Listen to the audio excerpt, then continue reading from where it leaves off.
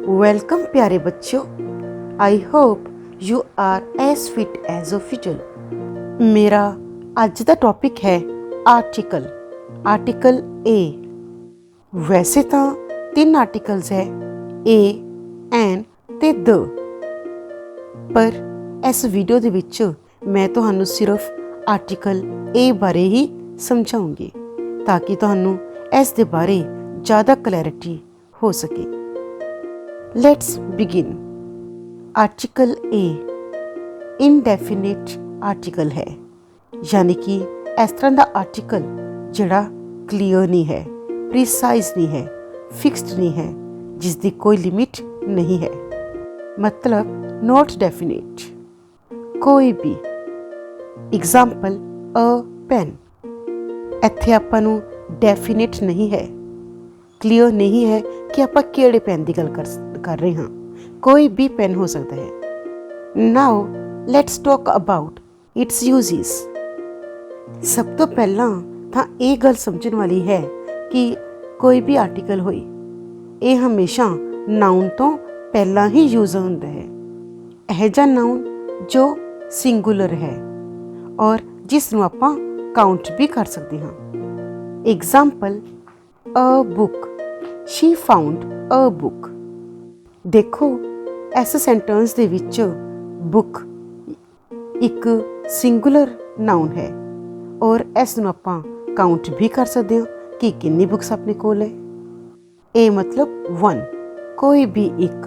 तो आप इत्थे दस रहे हाँ शी फाउंड अ बुक, मतलब उसनूं एक किताब मिली। वो किताब कोई भी हो सकती है। तो तुसीं देखिया कि किसी भी नाउन तो पहला आपां ए लगा सकते हैं।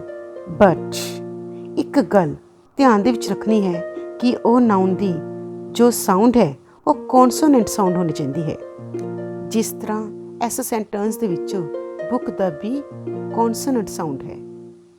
एक गोल्डन टिप हमेशा याद रखनी है कि किसी भी वर्ड दी इनिशियल साउंड इंपॉर्टेंट होंदी है, ना कि उसदा या उसदे स्पैलिंग्स।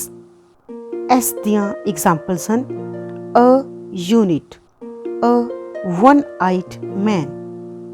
इत्थे तुसी इन्हां वर्ड्स नूं बोल के देखो। यूनिट य दी साउंड है, वन आइड इत्थे व दी साउंड है।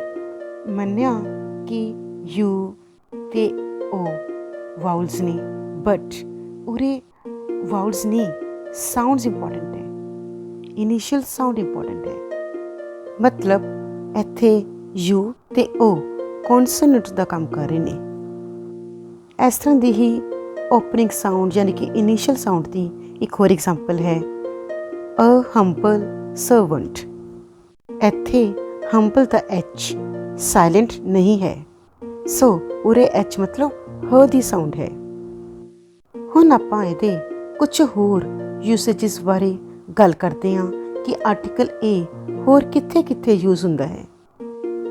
प्राइस, स्पीड या वेट नूं शो करने वास्ते, डिनोट करने वास्ते भी आपां आर्टिकल ए यूज करांगे। Examples 20 rupees a day, 30 miles an hour, ₹50 a kilo. कदे कदे एनी या एवरी दी सेंस दे विच भी ए यूज हो जाता है।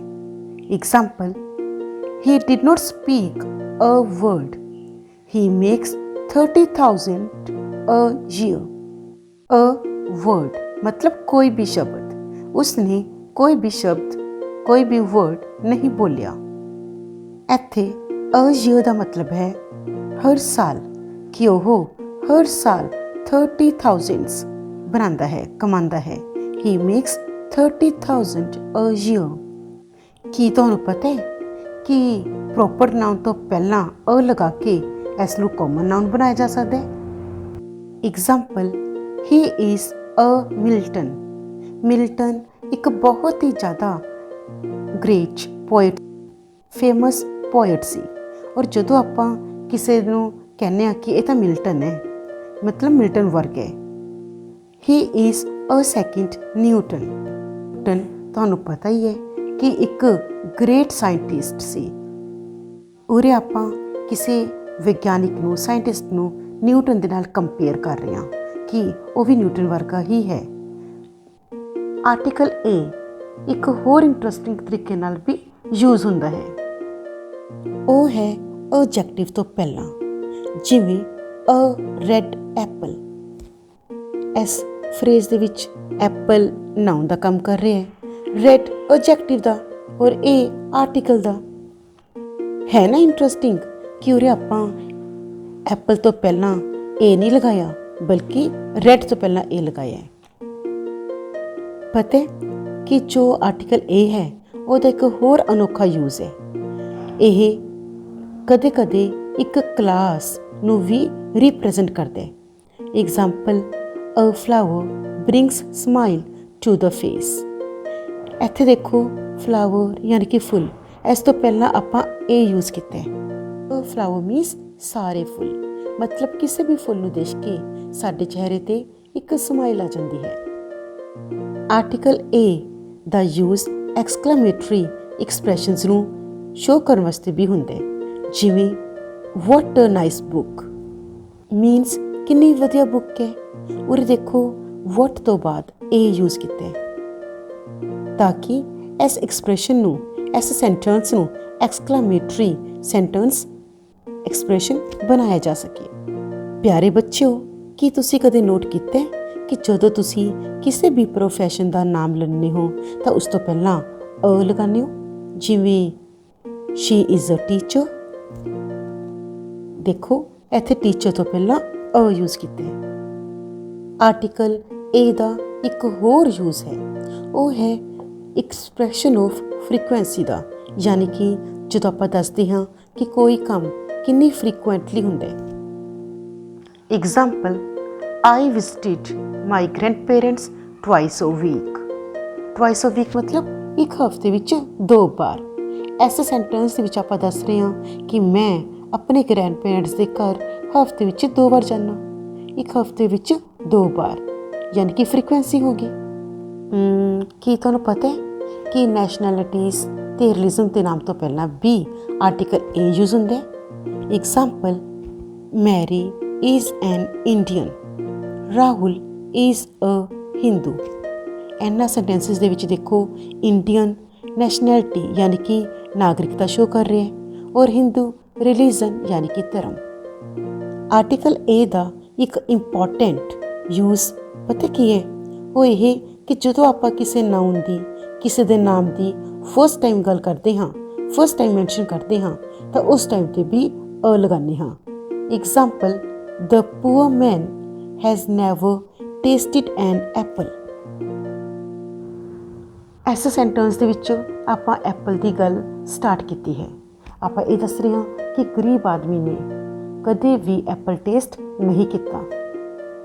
ਪਿਆਰੇ ਬੱਚੋ, ਹੁਣ ਤੱਕ ਤੁਸੀਂ ਆਰਟੀਕਲ ਏ ਨੂੰ ਯੂਜ਼ ਕਰਨ ਦੇ ਬਹੁਤ ਸਾਰੇ ਰੂਲਸ ਅਤੇ ਯੂਸੇਜਿਸ ਨੂੰ ਸਮਝ ਚੁੱਕੇ ਹੋ, ਪਰ ਇੱਕ ਗੱਲ ਹਜੇ ਵੀ ਬਾਕੀ ਹੈ। ਉਹ ਇਹ ਕਿ ਆਰਟੀਕਲ ਏ ਕਦੇ ਵੀ ਡਿਸਕ੍ਰਿਮੀਨੇਸ਼ਨ, ਭੇਦਭਾਵ ਨਹੀਂ ਕਰਦਾ। ਕੋਈ ਵੀ ਜੈਂਡਰ ਹੋਏ, ਚਾਹੇ ਮੇਲ ਚਾਹੇ ਫੀਮੇਲ, ਇਹ ਦੋਨਾਂ ਦੇ ਨਾਲ ਹੀ ਯੂਜ਼ ਹੋ ਜਾਂਦਾ ਹੈ। ਜਿਵੇਂ ਅ ਮੈਨ, ਅ ਵੂਮਨ। ਚਾਹੇ ਆਪਾਂ ਇੱਕ ਆਦਮੀ ਦੀ ਗੱਲ ਕਰ ਰਹੇ ਹਾਂ ਅਤੇ ਚਾਹੇ ਇੱਕ ਔਰਤ ਦੀ, ਉਰੇ ਆਰਟੀਕਲ ਏ ਕੋਈ ਡਿਫਰੈਂਸ਼ੀਏਟ ਨਹੀਂ ਕਰਦਾ, ਕੋਈ ਫਰਕ ਨਹੀਂ ਰੱਖਦਾ। ਇਹ ਦੋਨਾਂ ਨਾਲ ਹੀ ਯੂਜ਼ ਹੋ ਜਾਂਦਾ ਹੈ। ਆਈ ਹੋਪ ਤੁਹਾਨੂੰ ਆਰਟੀਕਲ ਏ ਦੇ ਸਾਰੇ ਯੂਸੇਜਿਸ, ਸਾਰੇ ਰੂਲਸ ਚੰਗੀ ਤਰ੍ਹਾਂ ਸਮਝ ਆ ਗਏ ਹੋਣਗੇ। ਤਾਂ ਚਲੋ ਆਓ ਇੱਕ ਐਕਟੀਵਿਟੀ ਕਰੀਏ। ਤੁਸੀਂ ਆਰਟੀਕਲ ਏ ਦੇ ਅਲੱਗ-ਅਲੱਗ ਯੂਸੇਜਿਸ ਨੂੰ ਸ਼ੋਅ ਕਰਦੇ ਹੋਏ 5 ਸੈਂਟੈਂਸਿਸ ਲਿਖਣੇ ਹਨ। Thanks for watching. Stay connected, stay advanced. Kindly like, share, comment and subscribe.